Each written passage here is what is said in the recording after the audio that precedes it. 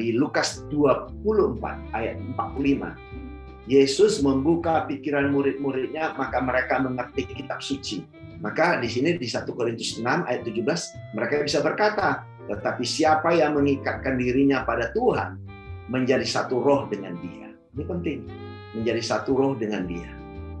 Nah, kalau kita dikatakan satu roh dengan Dia, kalau kita nggak mengerti ya bingung kita. Bapak, Ibu, saudara-saudari yang terkasih, ini kita masuk pada acara pokok pada siang hari ini, sharing firman yang akan dibawakan oleh Pastor Paruntungan Girsang yang akan mengambil tema menyembah Allah di dalam roh dan kebenaran.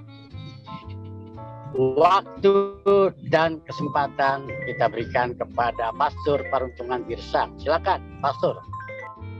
Selamat pagi, sahabat-sahabat sekalian. Terima kasih sampai jumpa di pagi hari ini. Dan terima kasih Bro Yohanes atas kesempatan yang diberikan pada pagi hari ini untuk saya sharing firman. Dan tak lupa juga terima kasih kepada sahabat-sahabat yang baru pertama sekali hadir di Zoom meeting CCM ini. Dan juga saya memberikan apresiasi yang luar biasa kepada sahabat-sahabat yang secara rutin setiap Sabtu hadir. Ya, terima kasih sahabat sekalian. Baiklah, pagi hari ini saya akan menyampaikan satu topik yang jarang dibahas, tapi sering dibaca, sering didengar, dan bahkan dinyanyikan. Baiklah, ya ini penting sekali sahabat sekalian. Baik, share screen. Sudah terlihat ya saudaraku, tema kita adalah menyembah Allah dalam roh dan kebenaran. Ya, kita mau menyelidiki apa sih yang dimaksud oleh Tuhan menyembah Allah dalam roh dan kebenaran. Baiklah. Nah, untuk itu saudaraku, di nomor 1 ini ada pertanyaan.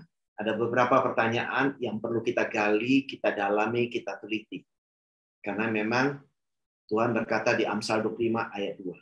Ya, dikatakan di sana kita kemuliaan Allah ialah merahasiakan sesuatu. Kemuliaan raja-raja menyelidiki. Jadi kita perlu menyelidiki sahabat sekalian. Nah, di sini pertanyaan pertama adalah mengapa Yesus berkata? Ya, mengapa Yesus berkata menyembah Allah dalam roh dan kebenaran? Nah, ini perlu kita selidiki. Kemudian apa maknanya? Apa maksudnya Yesus berkata demikian? Kemudian kita juga coba atau gali bagaimana menyikapinya nantinya. Ya, tahu kita gali, kita teliti, kemudian bagaimana kita menyikapi, ya, menyikapinya. Lalu kemudian kita juga memikirkan apa sih yang harus kita lakukan. Ya, itu. Lanjut ya. Saudara, kita melihat di sini sebagai dasar ya di nomor 2 ini, ini sebagai dasar adalah sebagai latar belakang sebelum ayat itu dinyatakan di Yohanes 4 ayat 24. Kita melihat. Nah, kita tahu bahwa ayat ini dibicarakan, diperkatakan oleh Yesus di tahun 30 Masehi sebelum Yesus mati di kayu salib. Ya, ini titik tolaknya kita harus tangkap dulu itu. Ya. Nah, mari kita lihat Yohanes 4 ayat 13 sampai 15. Nah, di sini Yesus berkata ya kepada si perempuan Samaria itu, barang siapa minum air ini, ia akan haus lagi.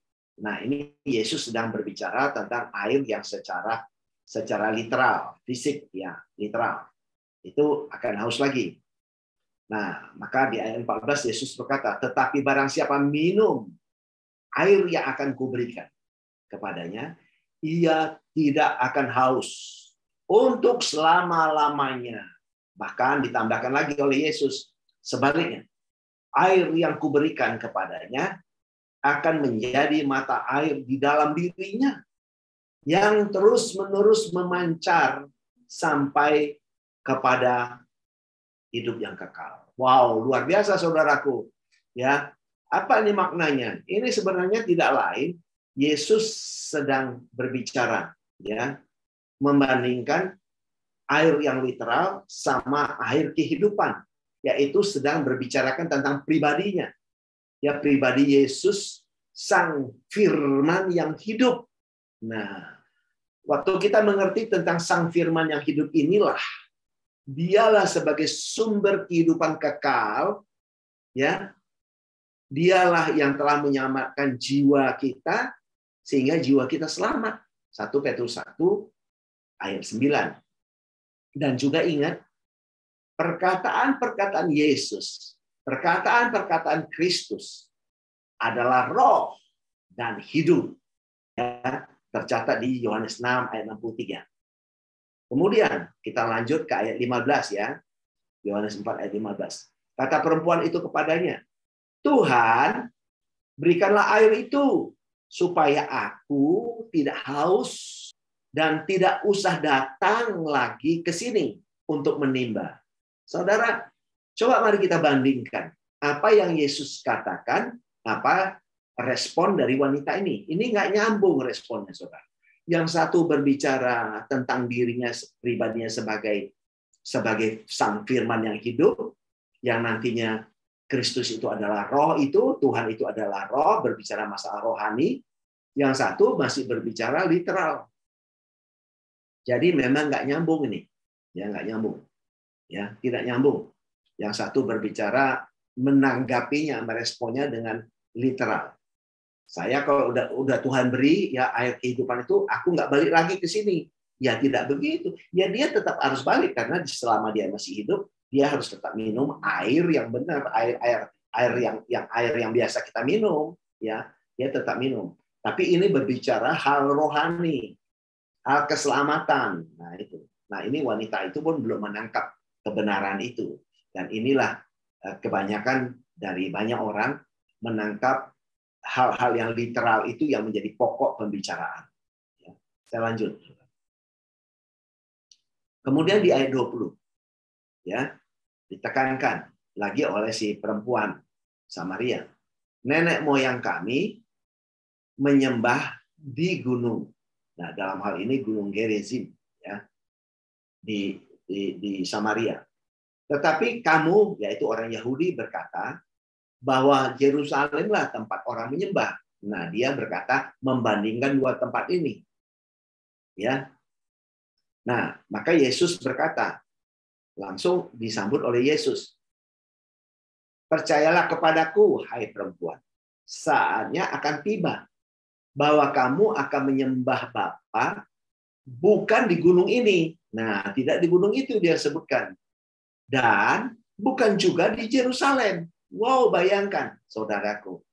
Jadi, betapa pikiran si perempuan itu apa ya? Terusik ya. Kamu tidak menyembah di gunung ini dan juga tidak di Yerusalem. Padahal ya si wanita itu juga tahu bahwa orang Yahudi itu menyembah Tuhan, menyembah Allah di Yerusalem, di bait suci Allah. Tapi Yesus sudah berkata, tidak begitu. Ya, tidak menyembah di gunung ini, ya, tidak mengunduh di gunung Gerizim ini yang ada di Samaria, juga tidak di kota Yerusalem. Oh, bayangkan saudara, ini sangat kontradiksi, ya kan? Saudara, nanti kita lihat apa maksudnya. Maka di ayat 22, kamu menyembah apa yang tidak kamu kenal. Nah, ini Yesus berkata, kamu menyembah Allah yang tidak kamu kenal. Kami menyembah apa yang kami kenal. Sebab keselamatan datang dari bangsa Yahudi, yaitu dari Kristus. Ya, keselamatan datang dari Yesus. Jadi, kata kenal, tanda petik saudaraku, kata kenal ini sangat penting. Jadi di kitab Perjanjian Lama juga dikatakan, ya saudaraku, umatku binasa karena tidak mengenal, ya, tidak mengenal Allahnya. Nah, mereka binasa. Jadi kata mengenal ini penting, saudaraku. Nah, kita kembali ke atas, lihat yang putih ini, saudaraku, yang putih ini. Nah, orang menyembah di gunung, menyembah di Yerusalem, karena di sana ada roh Allah, ada roh Bapa di tempat itu. Menurut pikiran mereka, ya pikiran mereka, ya. Lalu kemudian lagi yang di sini adalah sebenarnya di sini di bagian ini, ya setelah Yesus berkata tidak menyembah di gunung dan juga tidak menyembah di Yerusalem. Nah ini ya dan juga di di mana di ayat 22 ini, kamu menyembah Allah yang tidak kamu kenal dan kami menyembah Allah yang kami kenal. Di sini inilah sebenarnya tidak secara langsung sebetulnya Tuhan bermaksud agar perempuan itu juga renewing mind dia. Renewing mind mengerti, ya, mengenal. Oh, harus cek recheck. Apakah aku mengenal Tuhanku? Nah, kita harus mengenal Tuhan kita, ya. Maka ingat nggak, saudara? Matius 13 ayat 23 katakan, kita seperti tanah yang subur. Waktu ditaburi firman kita mengerti. Nah, setelah mengerti kita berbuah 100 kali, 60 kali, 30. Berbuah. Berbuah adalah kita mengenal Kristus lebih dalam. Lebih tahu kita siapa itu Kristus. Nah, ini penting. Karena Kristus itulah rahasia Allah itu sendiri. Kolose 2 ayat 2 berkata demikian. Kita masih lanjut. Nah, sekarang 2C. 2C dasar. Ya, ini kita masuk ke Yohanes 4 ayat 24. Nah, di ayat 23 dikatakan, tetapi saatnya akan datang dan sudah tiba sekarang bahwa penyembah-penyembah benar akan menyembah Bapa dalam roh dan kebenaran. Sebab Bapa menghendaki penyembah-penyembah demikian. Jadi, penyembah yang diharapkan Tuhan adalah penyembah yang benar. Apa ini penyembah yang benar?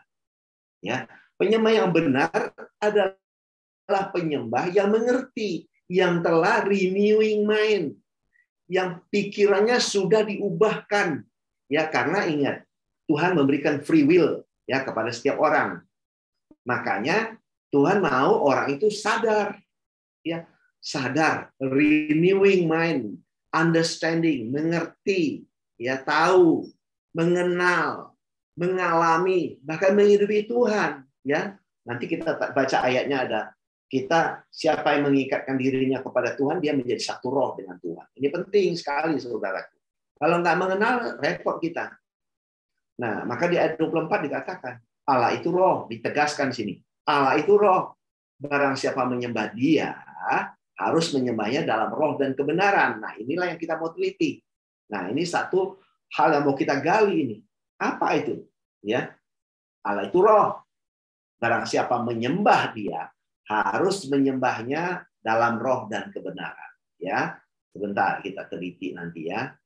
Nah, dalam penelitian kita ini, ya saudaraku, coba kita mau melihat, ya, mengapa, ya, pertanyaan pertama tadi kan, mengapa, ya, Yesus memperkatakan perkataan ini, ya, menyembah Allah dalam roh dan kebenaran.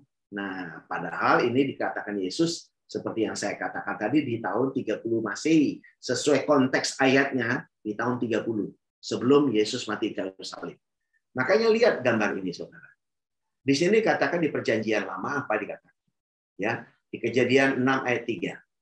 Berfirmanlah, ya Tuhan, Rohku tidak akan selama-lamanya tinggal di dalam manusia. Karena manusia itu adalah daging. Nah, jadi Tuhan tidak berkenan tinggal di tubuh manusia yang daging, saudaraku. Nah, ini harus kita tangkap ini. Ya, Tuhan waktu itu di Kejadian 2 ayat 7 ya mengembuskan nafas sehingga manusia menjadi apa? Makhluk yang hidup. Nah, kemudian manusia jatuh dalam dosa, manusia kehilangan kemuliaan Allah, dia terpisah dari Tuhan. Ya, terpisah, maka roh Tuhan keluar dari manusia. Nah, ini harus tangkap. Keluar dari manusia. Roh Allah keluar. Nah, juga di Kejadian 1 ayat 26 sampai 27 inilah merupakan kerinduan Tuhan. Marilah kita menjadikan manusia segambar dan rupa dengan kita, ya, menjadikan manusia segambar dan serupa dengan kita. Ini penting. Nah, untuk itulah manusia-manusia atau orang-orang di zaman Perjanjian Lama itu, kita lihat apa? Mereka menghormati Allah dengan apa? Dengan mereka melakukan apa? Menyembah Allah, ya. Memuja Tuhan dengan apa? Berlutut sujud menyembah. Nah, itu dulu begitu. Kemudian bahkan dengan angkat tangan terangkat, ya seperti Musa dulu tangannya terangkat. Kemudian apa? Mereka melakukan ritual-ritual sesuai dengan aturan-aturan hukum Taurat di bait suci Allah. Mereka melakukan persembahan dan sebagainya. Ya, itu di zaman Perjanjian Lama itu seperti itu. Ya, itulah konteks dari hukum Taurat. Kemudian kita lihat setelah Yesus mati dan bangkit. Nah, ini Yesus bangkit nih saudaraku. Setelah Yesus bangkit, ya di sini tadi tahun 30, kemudian ini Yesus bangkit di tahun 33-an ini, ya Yesus bangkit, terjadilah apa? Pencurahan Roh Kudus, ya pada hari yang ke-50 ya setelah 40 hari, kemudian Yesus terangkat ke surga dan pada hari yang ke-50 terjadilah pencurahan Roh Kudus, ya pada Kisah 2 ayat 1 sampai sekian. Kemudian di ayat 17 dikatakan, pada hari-hari terakhir, nah catat saudaraku, pada hari-hari terakhir, ya, aku mencurahkan apa? Mencurahkan rohku ke atas apa? Semua orang. Jadi pada saat itu pun, ya, Roh Allah telah dicurahkan kepada semua orang. Itu kira-kira, saudaraku. Kemudian, saudara, di sini kita bisa melihat, ya, nah berangsur-angsur ya. Murid Yesus itu karena di Lukas 24 ayat 45 Yesus membuka pikiran murid-muridnya maka mereka mengerti kitab suci maka mereka mengerti kitab suci maka di sini di 1 Korintus 6 ayat 17 mereka bisa berkata tetapi siapa yang mengikatkan dirinya pada Tuhan menjadi satu roh dengan Dia. Ini penting, menjadi satu roh dengan Dia. Nah, kalau kita dikatakan satu roh dengan Dia, kalau kita nggak mengerti, ya bingung kita. Ya, nah di sini juga ada ayat.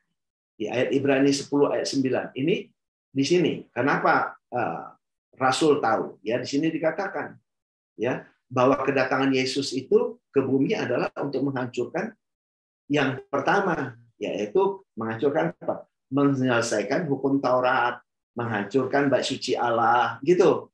Dan menegakkan yang kedua. Ya, kedua itu apa? Ya, hukum Kristus, kasih karunia, hidup dalam roh dan kebenaran, menyembah Allah dalam roh dan kebenaran. Inilah yang mau ditegakkan oleh Yesus. Gitu loh. Maka di Ibrani 9 ayat 8 ini sangat jelas, ya, dikatakan apa? Nah, roh itu mengingatkan bahwa ke tempat yang kudus itu belum terbuka selama kemah yang pertama masih berdiri. Apa maknanya? Nah, kalau bait suci ini masih berdiri, bait suci di kota Yerusalem ini masih berdiri teguh, berdiri tegak, maka apa? Mereka tidak mengerti bahwa mereka telah menjadi tubuh Kristus. Nah, inilah yang secara de facto saya sebut ya, di sini secara de facto Yesus telah mati dan telah bangkit. Ini telah menjadi tubuh Kristus, telah menjadi bait suci yang baru. Inilah rumah Bapa yang baru. Nah, ini yang disebut itu rumah Bapa yang baru. Tetapi mereka tidak ngerti. Sampai bait suci Allah ini hancur. Baru sesuai dengan Ibrani 9 ayat 8, mereka mengerti bahwa mereka telah menjadi bait suci Allah dalam roh. Ya, ini ya, bait suci dalam roh. Dan disinilah terjadi penyembahan apa? Sembahlah Allah dalam roh dan kebenaran yang tidak pernah terputus-putus. Bahkan roh itu menyampaikan terus doa yang tidak putus dan kalau kita kan kita tidak terucapkan lagi kata-kata itu, tapi roh tahu, rohlah yang berdoa untuk kita karena Tuhan itu tahu apa yang terbaik bagi kita. Nggak kita minta kan, belum kita minta pun Tuhan udah tahu. Maka roh sendiri berdoa, kira-kira begitu ya. Oke. Dan ini kehancuran bait suci Allah ini, saudara, sudah terjadi di tahun 70 Masehi. Ya, tahun 70 Masehi ini sudah hancur. Jadi sejak tahun 70 itulah sebenarnya, ya, murid-murid dan orang percaya pada saat itu sadar, renewing mind, bahwa mereka telah menjadi bait suci yang baru, di mana mereka telah menyembah Allah dalam roh dan kebenaran. Dan ini detailnya tadi itu secara global. Apa tadi pertanyaan kedua? Apa makna Yesus berkata, ya, menyembah dalam dalam roh dan kebenaran. Sebenarnya itu salah satunya adalah untuk menggenapi ini. Menggenapi Kejadian 1 ayat 26 sampai 27. Ya, digenapilah ini. Di mana ini digenapi nantinya. Ya, nanti kita baca, ya ini telah digenapi. Itu tadi perkatakan itu juga untuk menggenapi ini, saudara. Maka kita lihat di sini. Orang Yahudi masih menyembah Allah secara ritual-ritual di bait suci Allah, ya, di kota Yerusalem. Pada tahun 70 yang saya katakan tadi, ya, baitnya dihancurkan, diruntuhkan. Maka dengan demikian mereka tidak bisa lagi menyembah di bait suci. Ya, selesai hukum Musa. Hukum Musa selesai. Untuk masuk ke dalam zaman baru yaitu hukum Kristus. Hukum kasih karunia menyembah dalam roh dan kebenaran. Nah, hukum Musa menyembah secara ritual, secara fisik di bait suci Allah. Dan ini yang sudah dihancurkan untuk menghidupi bait suci Allah yang baru, menyembah Allah dalam roh dan kebenaran. Nah, ini kita lihat dua perbedaan. Satu secara fisik literal, satu lagi secara roh. Nah, ini ya saudaraku, kita lihat bedanya di situ. Nah, setelah salib, ya Yesus bangkit. Bangkitlah tubuhnya sendiri, yaitu bait suci Allah sesuai dengan Yohanes 2 ayat 19-20. Ya, katakan rombaklah bait suci itu pada hari ketiga kubangkitkan yang baru, yaitu apa? Tubuhnya sendiri. Gitu loh. Kemudian apa? Dan ini Yesus telah menjadi apa? Roh yang menghidupkan. Ya, Yesus telah menjadi roh yang menghidupkan. Ini yang sering saya katakan, Kristus telah kembali kepada natur kealahannya, yaitu Allah yang roh. Ya, maka Allah yang roh itu maha hadir. Maka tidak salah dikatakan Kristus itu Immanuel, ya, maha hadir, dia menyertai di mana saja. Sama, ya, ada beserta dengan kita. Ya. Dan perkataan-perkataan Kristus seperti yang saya katakan tadi adalah roh dan hidup. Jadi ini penting. Nah, kemudian orang percaya lahir baru, saudara. Lahir baru di mana? Di dalam Kristus. Ya, 1 Petrus 1 ayat 3 berkata demikian. Nah, jiwa kita telah selamat, saudaraku. Sesuai dengan 1 Petrus 1 ayat 9. Engkau telah mencapai tujuan imanmu, yaitu keselamatan jiwa. Nah, orang percaya telah menjadi apa? Bait suci Allah dalam roh. Nah, ini dikupas banyak di Efesus 2 ayat 18-22.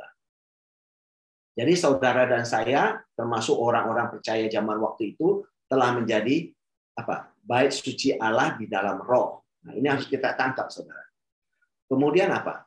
Orang percaya telah menjadi manusia roh. Ya, karena kita lahir baru, kita telah menjadi manusia roh di dalam Kristus sebagai Tuhan yang roh. Ya, Kristus sebagai kepala gereja, kitalah gerejanya, kitalah bait sucinya, kita tubuhnya. Kristus sebagai kepala. Nah, maka tidak heran ya rasul-rasul itu mengerti. Nah, tertuang di 1 Korintus 6 ayat 17 berkata apa?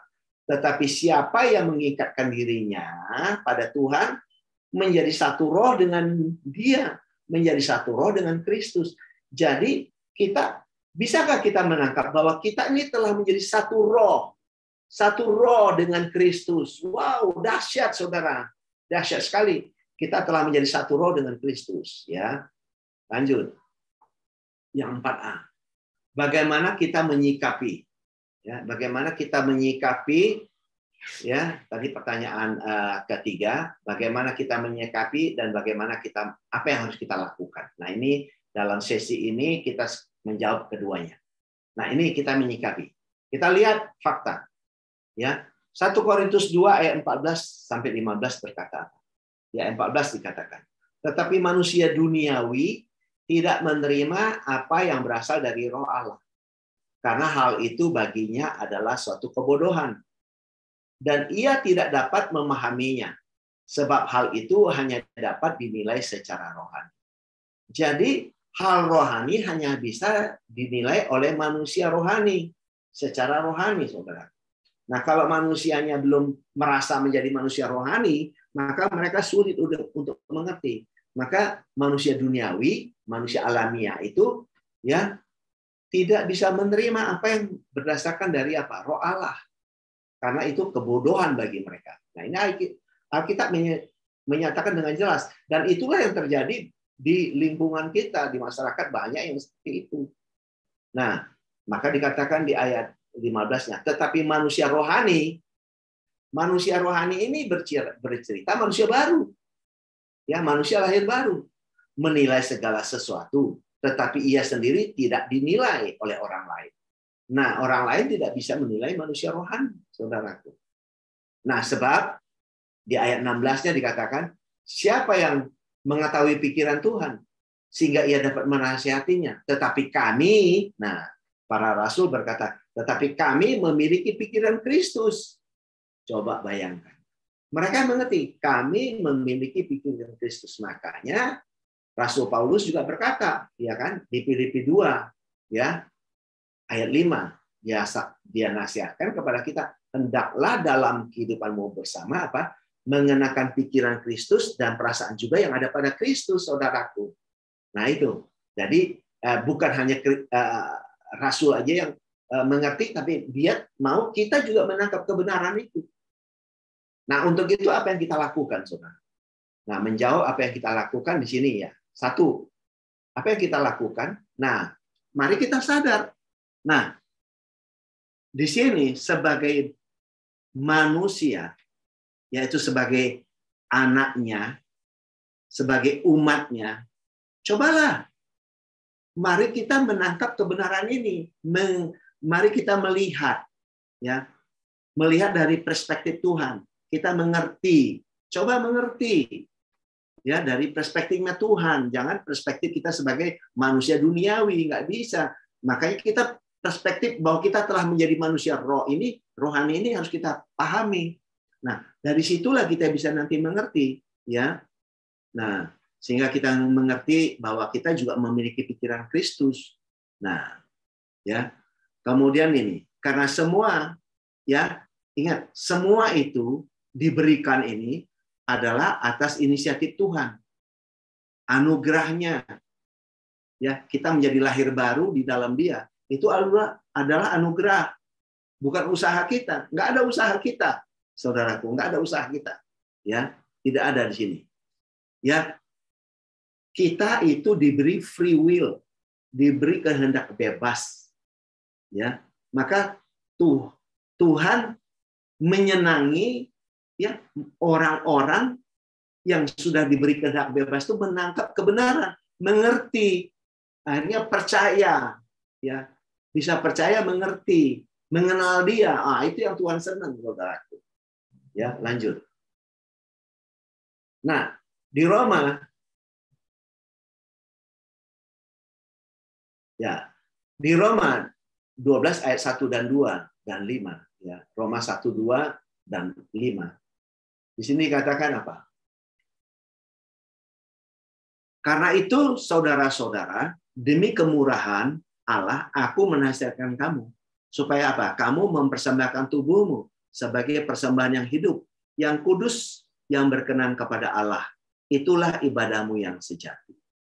Nah, apa ini yang berkenan kepada Allah? Ya tentunya, nomor 2 ya. Apa yang kita lakukan di sini?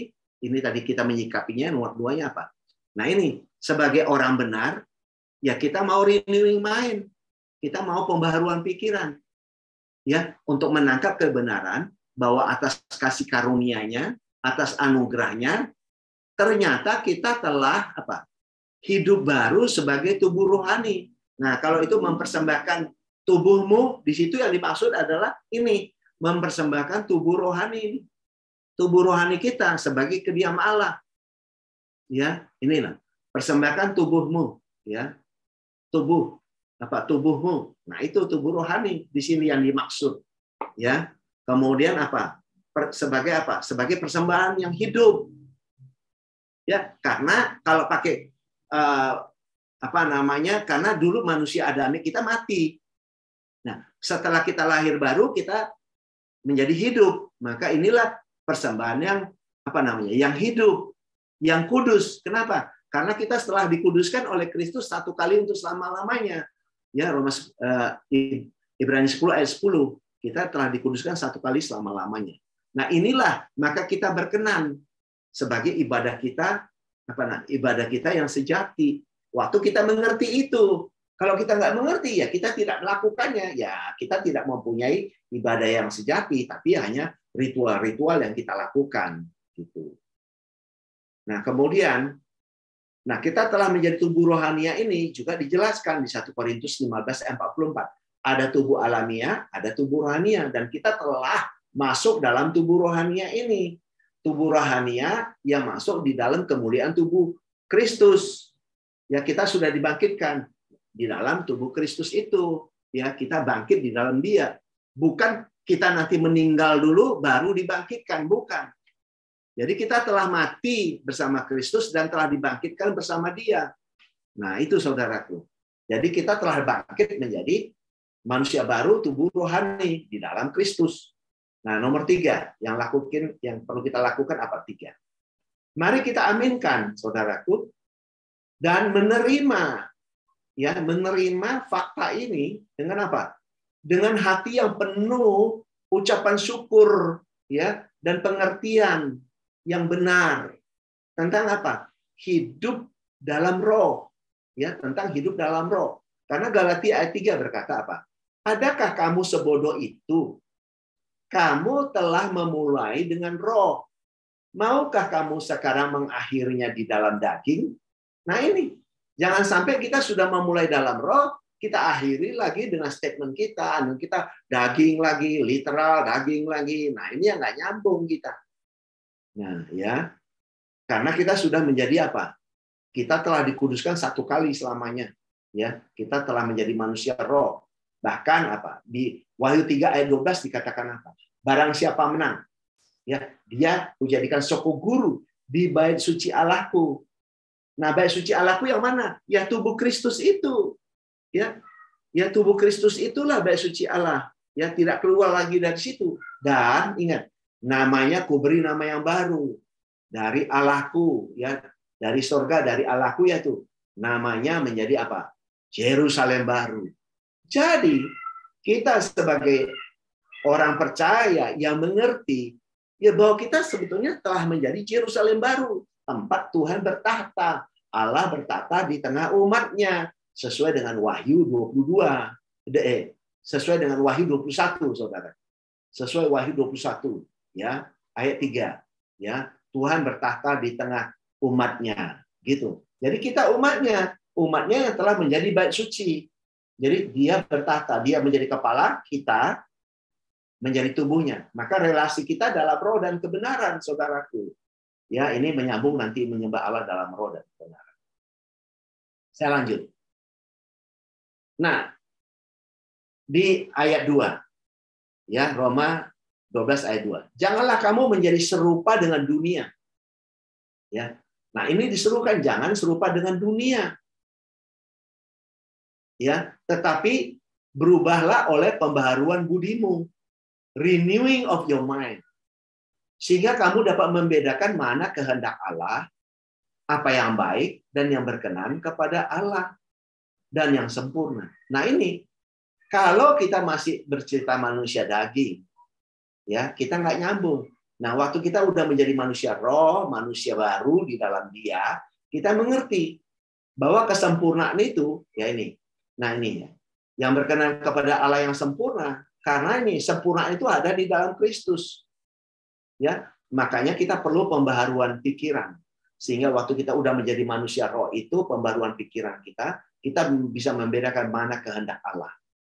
Ya, mana yang baik. Bukan baik jahat, baik jahat. Baik jahat, baik jahat. Orang nggak baca Alkitab pun mengerti, baik ini jahat, ini baik, ini baik. Tapi ini kita berbicara lebih dalam hal rohani. Hal keselamatan jiwa kita, saudaraku. Ini penting, ya. Maka apa yang kita lakukan di nomor 4 di sini, ya. Nah, penekanannya apa? Penekanannya janganlah kamu kembali kepada apa? Ke hukum Taurat. Janganlah kamu kembali kepada kehidupan PL. Ya, penyembahan di PL. Jangan. Kita sudah menyembah Allah dalam roh dan kebenaran. Bukan lagi menyembah dengan ritual-ritual. Tidak lagi, saudaraku. Ya. Nah, di ayat 5 dikatakan, ya, Roma 12 ayat 5, demikian juga kita, walaupun banyak, adalah satu tubuh di dalam Kristus. Banyak pun didominasi di dunia ini. Ya, kita satu tubuh dalam Kristus. Nah, nangkep nggak kita hal ini? Nah, ini kita harus mengerti dan kita hidupi bahwa kita menjadi satu tubuh di dalam Kristus, menjadi satu roh dengan Dia. Ini harus kita tangkap. Nah, tetapi ya kita masing-masing anggotanya adalah menjadi anggota terhadap yang lainnya. Ya, kita ini menjadi anggota di dalam tubuh Kristus. Nah, apa yang kita lakukan? Yang kelima adalah di sini saya tuliskan apa? Yaitu ya kita menghidupi kesempurnaan dalam Kristus. Nah, kalau kita ada di luar Kristus, ya Tuhannya belum datang sama dia, ya dia nggak pernah sempurna karena Tuhannya masih jauh. Kita sempurna kalau ada di dalam Kristus. Ya, maka kita harus menghidupi apa? Menghidupi kehidupan kesempurnaan di dalam Kristus itu, saudaraku. Ya, sampai kita betul-betul menghidupi, mengerti ya kebenaran itu. Nah, di mana apa? Kita telah menjadi satu roh dengan Dia. Bayangkan saudara, telah menjadi satu roh dengan Kristus loh, satu roh. Apalagi yang mau diceritakan, kita udah menjadi satu roh dengan Dia. Luar biasa, saudaraku. Lanjut. Kemudian, ya di 2 Korintus 5 ayat 16-17. Nah, ini sama jelas. Di sini kita berbicara tentang apa, saudaraku? Identitas yang baru, saudara. Identitas saudara dan saya. Nah, di ayat 15 sangat jelas, saudara. Di sini. Sebab kami, ya kami siapa? Para rasul zaman itu. Ya, tidak menilai seorang juga pun menurut ukuran manusia. Jadi mereka sudah tidak menilai seorang menurut ukuran manusia. Setelah apa? Kristus bangkit. Ya. Pencurahan Roh Kudus sudah diberikan kepada semua orang. Ya, manusia telah menjadi manusia baru sebetulnya. Cuma banyak nggak paham, nggak ngerti. Nah, tetapi di sini katakan kami tidak lagi menilai ya seorang pun menurut ukuran manusia. Ya. Dan jika kami pernah menilai Kristus menurut ukuran manusia, sekarang kami tidak lagi menilainya demikian. Jadi, para rasul juga setelah pikirannya dibuka oleh Yesus, maka mereka mengerti kebenaran kitab suci. Maka mereka apa? Mereka tidak lagi menilai Kristus yang telah bangkit itu dengan ukuran-ukuran manusia. Karena mereka sadar Kristus telah menjadi roh yang menghidupkan. Kristus telah kembali kepada natur kealahannya. Ini penting sekali, saudara. Nah, maka dikatakan di ayat 17-nya, jadi siapa yang ada di dalam Kristus, catat saudaraku, yang ada di dalam Kristus. Kristusnya harus ada. Seperti ya Bahtranu. Bahtranu, saudaraku, Bahtranu. Nuh dan keluarganya harus ada di dalam Bahtera. Maka siapa yang ada di dalam Bahtera, jiwanya selamat. Bahtera ini bercerita Kristus. Kita pun harus ada di dalam Kristus, menjadi ciptaan baru di dalam Kristus. Ya, siapa yang ada di dalam Kristus, dia menjadi ciptaan baru. Nah, Kristus yang mana? Bukan Kristus yang berjalan di atas air, Kristus yang ini itu udah selesai ceritanya. Sekarang kita berbicara Kristus Allah yang roh. Ya, kita bersatu dengan Dia Allah yang roh ini. Ini loh, saudaraku. Ya. Ini harus kita tangkap kebenaran ini, saudara. Kita ada di dalam Allah yang roh itu, saudaraku. Ya, baru kita menjadi ciptaan baru. Nah, yang lama sudah berlalu. Nah, sesungguhnya apa, saudara? Yang baru sudah datang. Jadi manusia baru kita di dalam Kristus itu sudah ada, bukan nanti. Tidak. Bukan nanti setelah meninggal baru ada, tidak. Sekarang kita menikmati, karena yang diselamatkan itu jiwa kita. Supaya dalam kehidupan ini kita benar, bisa mengabdi yang benar dalam kehidupan, memberikan karya terbaik dalam hidup. Kenapa? Karena kita mengenal kebenaran, gitu loh. Itu yang Tuhan mau. Kalau Yesus waktu masa hidupnya memberikan karya terbaik, kita pun dalam hidup kita bisa memberikan karya terbaik bagi kehidupan ini. Sebagai warga negara Indonesia, ya berikan yang terbaik untuk Indonesia.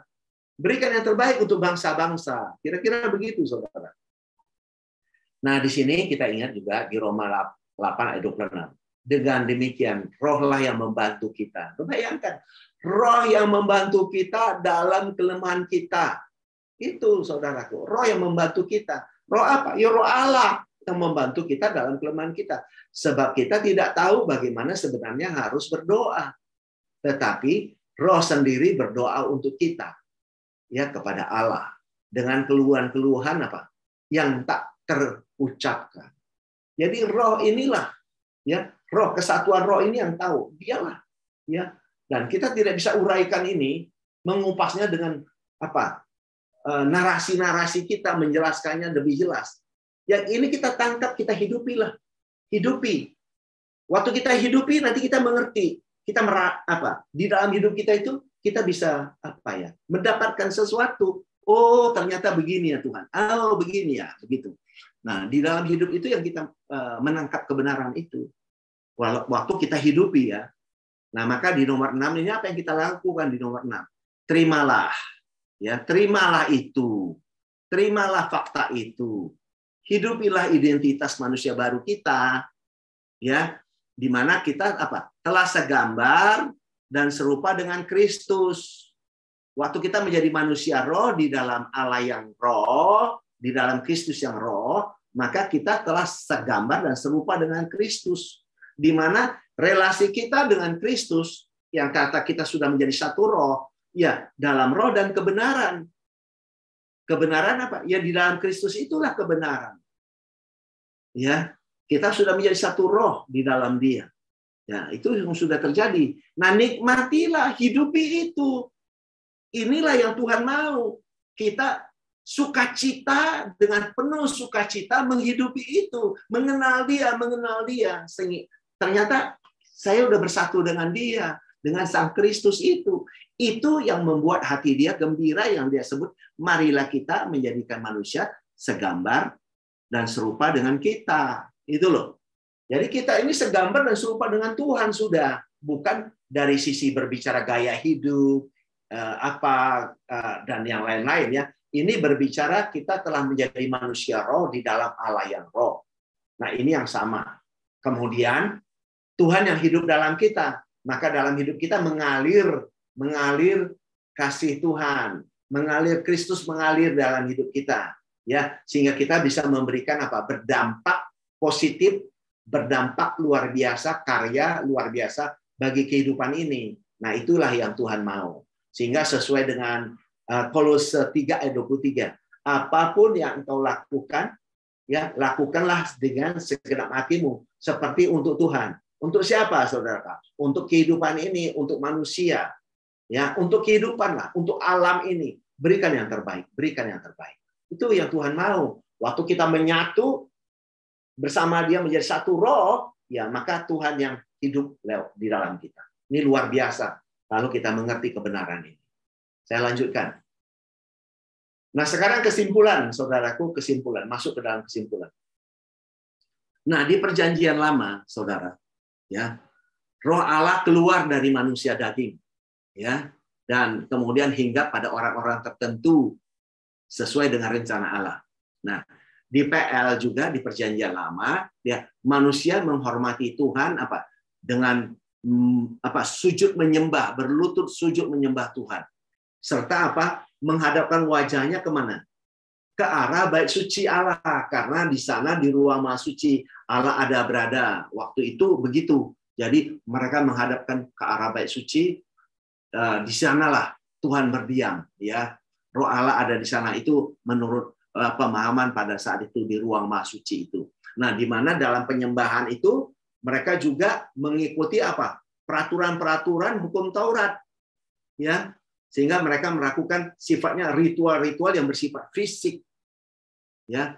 Bahkan mereka memberikan korban sembelihan binatang untuk penebusan dosa, memberikan persepuluhan, buah sulung dan sebagainya. Nah, ini adalah kehidupan perjanjian lama. Dan ini yang menurut Tuhan harus sudah kita tinggalkan. Kita sekarang hidup di dalam penyembahan kita dalam roh dan kebenaran. Kira-kira begitu. Ya, nah ingat bahwa atas inisiatif Tuhan lah, ya, atas anugerahnya lah, ya melalui kasih karunia-Nya, maka Tuhan sendiri yang telah menggenapi apa yang menjadi rencananya, yaitu tadi apa? Menjanjikan apa? Menciptakan manusia segambar dan serupa dengan Dia. Ya, maka Dia datang turun ke bumi dan menggenapinya sehingga kita lahir baru di dalam Dia. Ini luar biasa, saudara. Maka setelah salib, yaitu setelah kebangkitannya, ya, yang saya sebutkan ini secara de jure, saudaraku, secara de jure, secara hukum itu sudah terjadi, tapi tidak dipahami oleh bangsa Yahudi, karena waktu Yesus mati di kayu salib, tabir bait Allah terbelah, jadi dua, dijahit lagi oleh mereka, dan mereka melakukan ritual-ritual lagi, karena mereka tidak mengerti bahwa dengan kematian dan kebangkitan Kristus, harusnya semua sudah selesai. Maka karena mereka masih membandel, orang Yahudi itu haruslah digenapi sesuai dengan khotbah akhir zaman keruntuhan bait suci Allah. Maka pada tahun 70 ya terjadilah keruntuhan bait suci Allah di Yerusalem. Inilah secara de facto ya, secara fakta bahwa orang-orang percaya pada saat itu baru paham bahwa mereka adalah imamat rajani, bahwa mereka telah masuk dalam zaman baru sejak tahun 70 Masehi itu, termasuk kita, saudaraku, pahamlah itu, bahwa kita juga telah masuk dalam zaman perjanjian baru, zaman kasih karunia, ya, di mana apa? Di mana kita telah apa, saudara? Telah hidup di dalam Kristus, hidup di dalam kasih karunia. Nah, untuk itu ya, kalau tidak renewing mind, ya, nggak sadar, saudara. Ya, karena mereka renewing mind, Roh Kudus mengingatkan, disadarkanlah bahwa mereka telah menjadi bait suci Allah di dalam Roh. Ini penting. Nah, maka oleh Yesus, ya, dulu menyerukan renewing mind. Ya, Yesus, Yohanes Pembaptis, Yesus, para murid menyerukan apa? Bertobatlah, renewing your mind, gitu loh. Bertobatlah, renewing of your mind. Tinggalkan yang lama, masuk dalam yang baru. Yang baru ini adalah kasih karunia, gitu loh. Tinggalkanlah cara-cara penyembahan yang lama, gitu. Cara-cara hidup yang lama, manusia lama. Tinggalkan hidup di dalam manusia baru. Itu yang Tuhan mau, ya. Nah, maka kita telah menjadi apa? Maka kita harus memahami bahwa sebenarnya dan percaya bahwa kita telah menjadi apa? Yerusalem baru. Ya, telah menjadi bait suci Allah yang baru di dalam Roh, dan bahkan telah menjadi satu roh dengan Kristus, di mana jiwa kita, hati pikiran kita telah menyatu dalam kebenaran itu sendiri, yaitu kebenaran Kristus. Terakhir, saudaraku, mari jangan pernah berpikir di dalam hati dan pikiran kita untuk kembali kepada pola menyembah dengan pola-pola hukum Taurat, kembali ke perjanjian lama. Enggak, itu sudah ditinggalkan, saudaraku. Mari kita maju di dalam Kristus. Maka di sini mari sadarlah. Apa yang kita lakukan ya sadarlah dengan hati, ya, dengan pikiran kita, dengan paradigma kita yang baru sebagai manusia baru, paradigma manusia baru.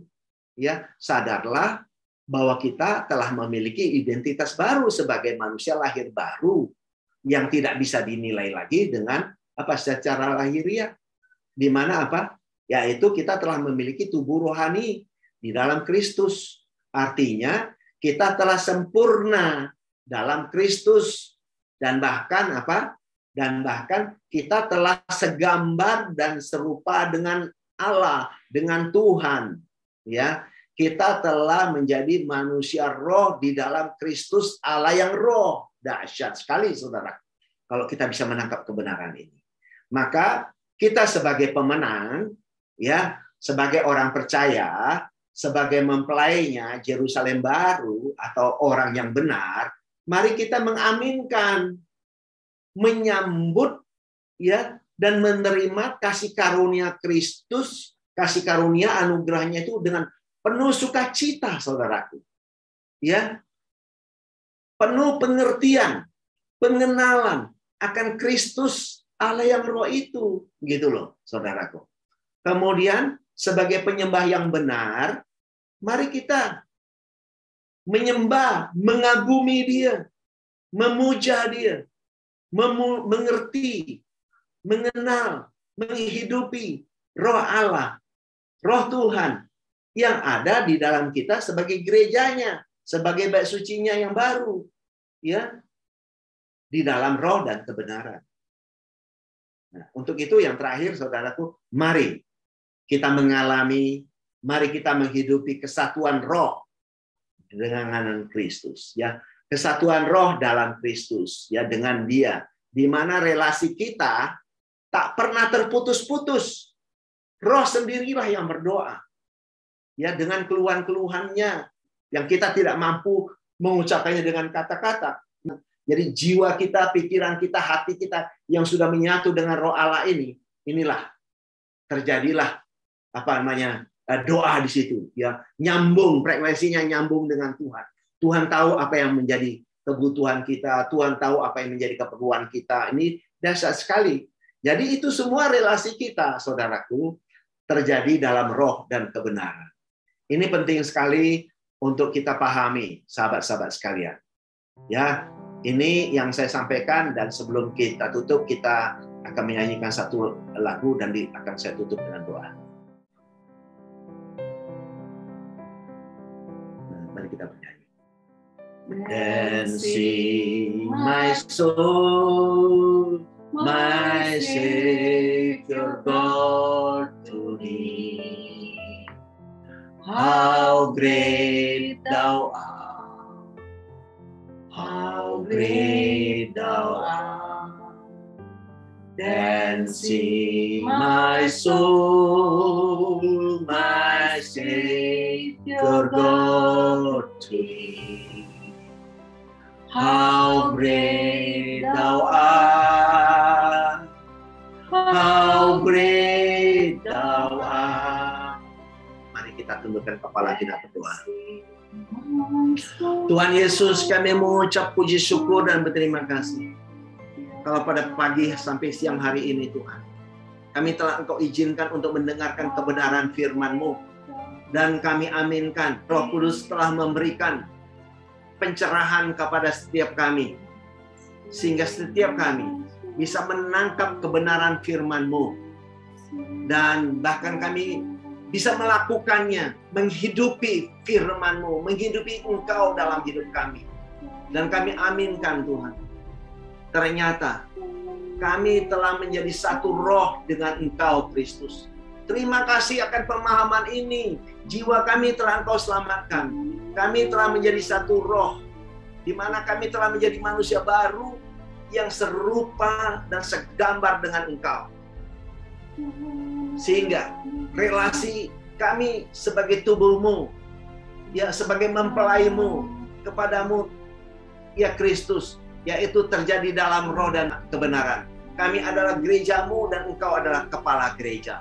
Terima kasih Tuhan atas pencerahan ini, di mana kami telah bersatu bersama Engkau di dalam satu roh, sehingga penyembahan itu terjadi di dalam roh dan kebenaran. Terima kasih Tuhan, terima kasih. Kami akan menghidupi ini, menghidupi dari hari lepas hari, bahwa kami menyembah Engkau dalam roh dan kebenaran. Terima kasih Tuhan, terpuji nama-Mu, terpuji nama-Mu. Di dalam nama Yesus juga kami mau aminkan, bahwa kami semua kami aminkan sehat-sehat Tuhan. Bersama seluruh sahabat-sahabat yang hadir sini, kami semua dijauhkan dari segala kuman penyakit, dijauhkan dari virus-virus Tuhan. Tuhan, bersama semua sahabat-sahabat yang hadir di Jom CCM ini, kami aminkan apa yang Tuhan percayakan, yang kami kerjakan, ya, bersama semua dengan anak cucu kami, Tuhan buat berhasil sempurna. Terima kasih Tuhan, sehingga kami, di mana Kristus hidup di dalam kami, Tuhan yang termanifestasikan mengalir dalam hidup setiap kami, itu akan berdampak baik kepada masyarakat. Kami akan bisa memberikan karya terbaik bagi kehidupan ini, bagi Indonesia dan bangsa-bangsa. Terima kasih Tuhan. Di dalam nama Yesus, bagi kita yang percaya dan mengaminkan terjadi dalam kehidupan setiap kita, mari sama-sama kita katakan haleluya, amin, amin, amin. Terima kasih sahabat-sahabat sekalian, terima kasih sudah selesai. Silakan dilanjutkan. Terima kasih.